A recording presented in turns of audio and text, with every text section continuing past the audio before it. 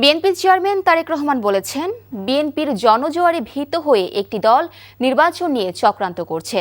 তাই ভোটের দিন ফজরের আগে কেন্দ্রে গিয়ে পাহারা দিতে নেতাকর্মী ও সাধারণ মানুষের প্রতি আহ্বান জানিয়েছেন তিনি।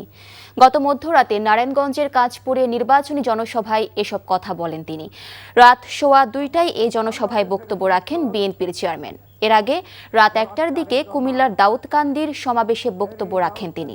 বলেন, অতীতে বিএনপি ক্ষমতায় থাকাকালীন অনৈতিক কোনো কাজ করে থাকলে দলের নেতাদেরও আইনের আওতায় আনা হয়েছে।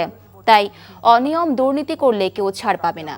সুশাসন প্রতিষ্ঠার অঙ্গীকার করে তারেক রহমান বলেন, আইন শৃঙ্খলা পরিস্থিতি নিয়ন্ত্রণে কঠোর হবেন তারা।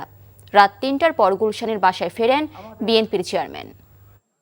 আমি যাবে নির্বাচন হয়েছে, নিশিরাতের নির্বাচন হয়েছে না, এখন আবার ষড়যন্ত্র হয়েছে যাতে আপনাদের যে ভোটের অধিকার যেটা প্রতিষ্ঠিত হতে যাচ্ছে ইনশাল্লাহ, সেই অধিকারের বিরুদ্ধে কেউ কেউ মাথা খারাপ হয়ে গেছে। তারা দেখেছে যেভাবে আপনারা জড়ো হচ্ছেন বিএনপি মিটিংয়ে, যেভাবে দেশের মানুষ প্রস্তুতি গ্রহণ করছে ধানের শীষকে ভোট দেওয়ার জন্য, অনেকের মাথা খারাপ হয়ে গেছে এবং তারা বিভিন্ন রকম ষড়যন্ত্রের আশ্রয় নিচ্ছে।